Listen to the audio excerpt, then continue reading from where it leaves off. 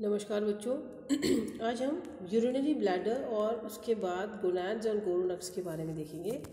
तो देखिए, urinary bladder जो है वो एक बैग लाइक स्ट्रक्चर होता है, मतलब एक थैले के नुमा स्ट्रक्चर है which serves as a reservoir for urine before it is discharged. ऐसा नहीं होता कि अगर यूरिन के डिस्चार्ज के पहले हमारे पास कोई ऐसा स्ट्रक्चर ना हो जो उसको स्टोर कर सके या उसका रिजर्वॉयर की तरह सर्व कर सके, तो क्या होगा, हमें लगातार यूरिन ही पास करना पड़ेगा किसी भी एनिमल को, किसी भी मैमल को, किसी भी हायर वर्टिब्रेट को।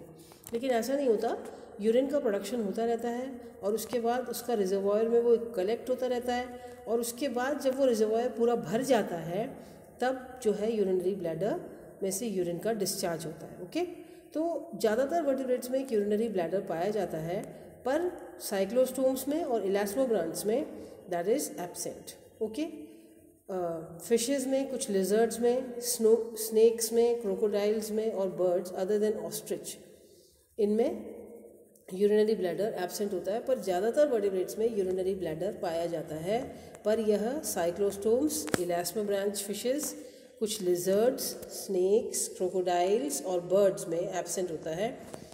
टॉर्टॉइज और कुछ लिजर्ड्स ऐसे हैं जिनमें लार्ज ब्लैडर्स होते हैं, और कुछ टॉर्टॉइज जो हैं उनमें फ्रेश वाटर टॉर्टॉइज ऐसे भी होते हैं जिनमें 2 एक्सेसरी ब्लैडर होते हैं।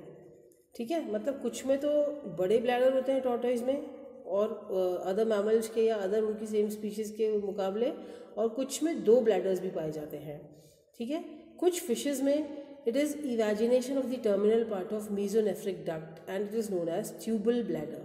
ये एक अलग से रिजर्वॉयर नहीं है, ये जो इनका मीजोनेफ्रिक डक्ट है उसी का इवेजिनेशन है, तो यहाँ पर ये ट्यूबल ब्लैडर कहलाता है। एम्फीबियंस में जो यूरिनरी ब्लैडर है वो it arises as an evagination of the ventral wall of the cloaca, and यहाँ पर ये कहलाता है क्लोकल ब्लैडर। ठीक है, तो एम्फीबियंस में it is known as cloacal bladder, और कई फिशेज ऐसी हैं जिसमें ये terminal part of the mesonephric duct का इवेजिनेशन है, और यहाँ पर ये ट्यूबल ब्लैडर कहलाता है। एम्फीबियंस में यूरिनरी ब्लैडर जो है that arises as an evagination, यहाँ पर ये इवेजिनेशन वेंट्रल वॉल का है of the cloaca, therefore it is called cloacal bladder. कुछ एमनियोट्स में जो बेसल पार्ट है एलेंटॉइज का, जैसे कि that persists as a bladder and therefore it is called allantoic bladder. ठीक है, तो अपन ने देख लिया यूरिनरी ब्लैडर के बारे में। इसका एक जनरल आइडिया आपको होना चाहिए कि यूरिनरी ब्लैडर बेसिकली एक रिजर्वॉयर है, एक ब्लैक सैक लाइक स्ट्रक्चर है, एक बैग है जिसमें यूरिन का स्टोरेज के लिए जो काम में आता है बिफोर इट इज़ डिस्चार्ज। ज़्यादातर वर्टिब्रेट्स में यूरिनरी ब्लैडर होता है, पर कुछ में ये एब्सेंट होता है, जैसे साइक्लोस्टोम्स है, इलास्मोग्रांट्स हैं, कुछ लिजर्ड्स हैं, स्नेक्स हैं, क्रोकोडाइल्स हैं। टॉर्टॉइज में ये एक बड़ा सैक होता है, कुछ टॉर्टॉइज में 2 ब्लैडर्स भी पाए जाते हैं, एक्सेसरी ब्लैडर्स। कुछ फिशेस में ये एक इवेजिनेशन है, किसका, terminal part of the mesonephric duct का, therefore it is called tubal bladder. कुछ एम्फीबियंस में जो यूरिनरी ब्लैडर है that arises in evagination of the cloacal part, ventral wall of the cloaca, therefore it is called cloacal bladder.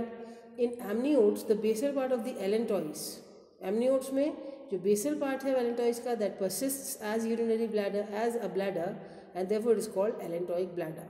Now अच्छा, mammals में क्या होता है?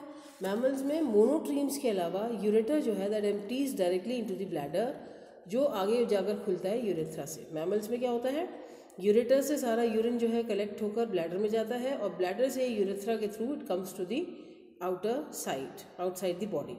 अब गोनाड्स और गोनोडक्ट्स के बारे में अपन बात करें तो देखिए, गोनाड्स में क्या अपन को देखना है, because it is a urinogenital system जहाँ पर urinary as well as genital system दोनों कंबाइंड हैं, therefore we have to study them together. ये अपन पहले वाले PDF में और पहले वाले वीडियो में भी देख चुके हैं। वर्टिब्रेट्स में क्या होता है, जो सेक्शुअल रिप्रोडक्शन है वो यूनिवर्सल है। वर्टिब्रेट्स में आपको ये पता ही है कि वर्टिब्रेट्स में सेक्शुअल रिप्रोडक्शन पाया जाता है, कोई भी ऐसा वर्टिब्रेट नहीं है जिसमें एसेक्सुअल रिप्रोडक्शन पाया जाता है। बस एक हर्माफ्रोडाइट हैगफिश जो है, मिक्जीन, और कुछ बोनी फिशेस, सभी में सेक्सेस जो हैं वो सेपरेट हैं, यानी मेल और फीमेल डिफरेंट पाए जाते हैं। ठीक है, तो अगर हम इसका एक बार स्ट्रक्चर देखें ये सारा का सारा, तो देखिए यूरिनरी ब्लैडर या यूरिनरी सिस्टम कैसे इनसे अटैच, इससे एसोसिएटेड है, ये आप देख सकते हैं। ये एम्ब्रियोनिक वर्टिब्रेट है। यहाँ पर आप देखो कि किस तरह से इवॉल्व हुआ है यूरिनोजेनाइटल सिस्टम। सबसे पहले आप यहाँ पर देख सकते हैं कि यहाँ अगर हम ऊपर से देखें तो नेफ्रोस्टोम्स हैं, क्योंकि ये हेड के जस्ट पास है इसलिए इसको हेड किडनी भी कहा जाता है। जो प्रोनेफ्रोज हमने पहले पढ़ा था, ये जिस पे खुल रहे हैं that is the pronephric duct, और ये गोनैड्स हैं, gonads are very near by.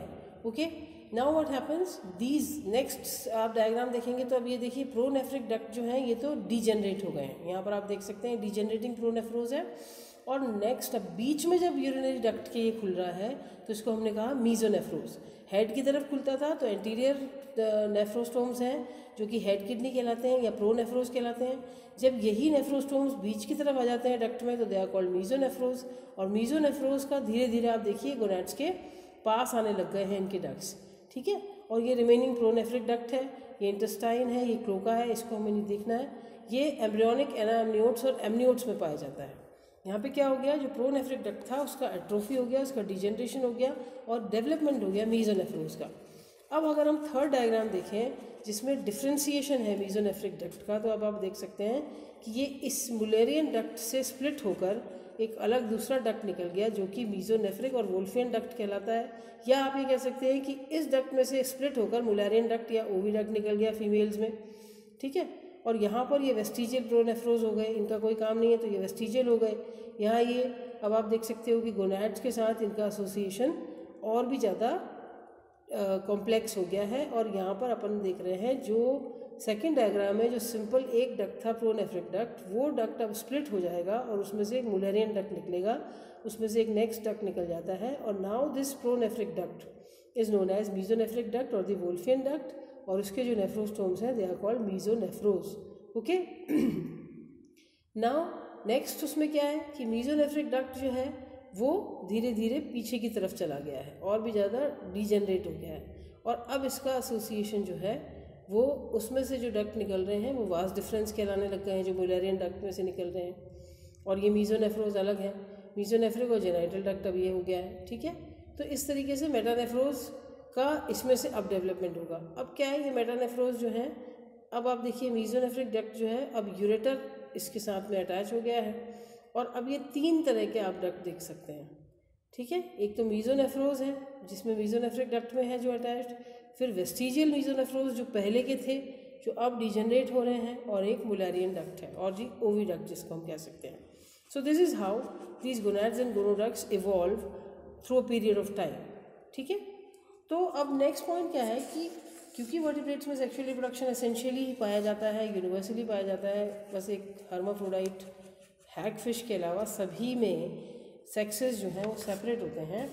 तो एसेंशियल और प्राइमरी रिप्रोडक्टिव ऑर्गन्स जो है वर्टिब्रेट्स के वो होते हैं गोनैड्स, ठीक है, जो साइटोजेनिक सेक्स ग्लैंड्स हैं और ये सेक्स सेल्स और गैमीट्स का प्रोडक्शन करते हैं, ठीक है। तो आपको पता ही है कि हर वर्टिब्रेट में गोनैड्स पाए जाते हैं, male gonad as well as female gonad, because most of the vertebrates have different sexes, different male and different female. और ये गोनैड्स कैसे हैं, ये साइटोजेनिक स्ट्रक्चर्स हैं क्योंकि ये सेक्स सेल्स का प्रोडक्शन करते हैं, गैमीट्स का प्रोडक्शन करते हैं।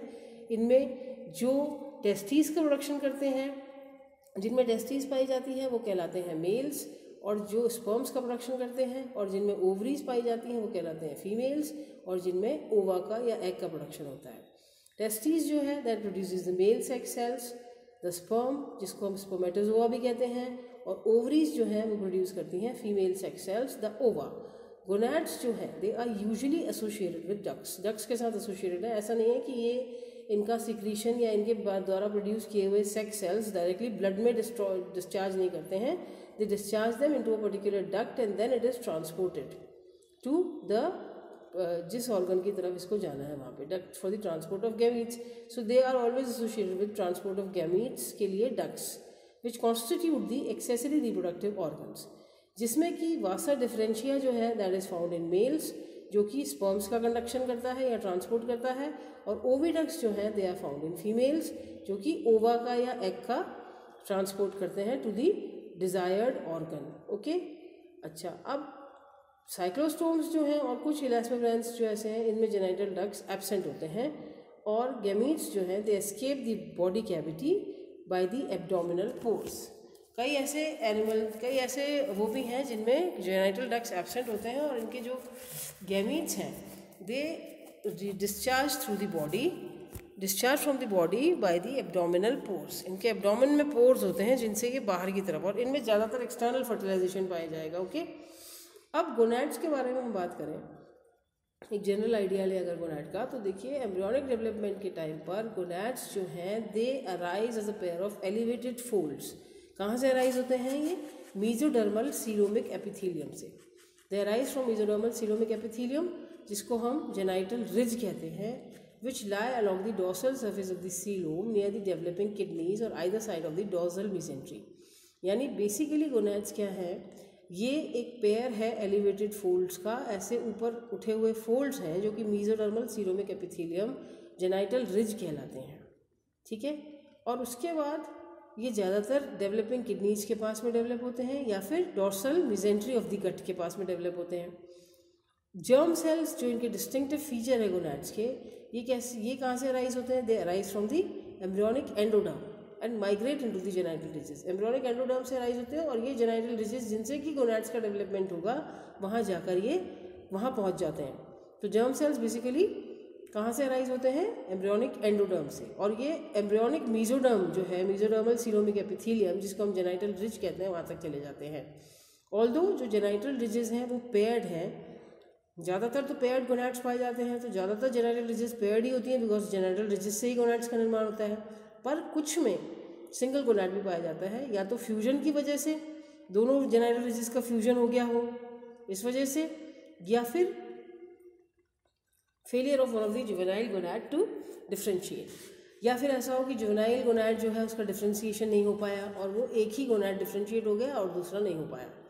ठीक है, तो ये बेसिकली आप ये भी कह सकते हैं कि वैसे तो जेनाइटल रिजेस पेयर में पाई जाती हैं, जोड़े में होती हैं, लेकिन कुछ वर्टिब्रेट्स में एक सिंगल गोनैड ही पाया जाता है। या तो इसका कारण ये हो सकता है कि इनका फ्यूजन हो गया हो जेनाइटल रिजेस का across the mid line during the embryonic development, या फिर ऐसा भी हो सकता है कि जुवेनाइल स्टेज में एक गोनैड जो है वो डिफ्रेंशिएट नहीं कर पाया फंक्शनल गोनैड में और डिस्ट्रॉय हो गया, और ये जो चीज़ है इस वजह से ये सिंगल गोनैड ही रह जाता है।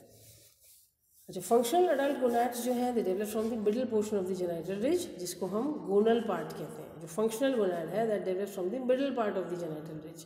एंटीरियर और पोस्टीरियर पोर्शन जो होते हैं जेनाइटल रिज के, जो कि प्री गोनल और एपिगोनल पार्ट्स कहलाते हैं, ये स्टेराइल ही रहते हैं। ओके, हर में से जेनाइटल जर्म सेल्स का प्रोडक्शन नहीं होता है, सिर्फ बीच का जो हिस्सा है जेनाइटल रिज का जिसको गोनल पार्ट कहते हैं वहीं से प्रोडक्शन होता है। और एंटीरियर और पोस्टीरियर पोर्शंस जो हैं वो ज़्यादातर प्री गोनल और एपिगोनल पोर्शंस जो हैं वो हमेशा स्टेराइल रहते हैं।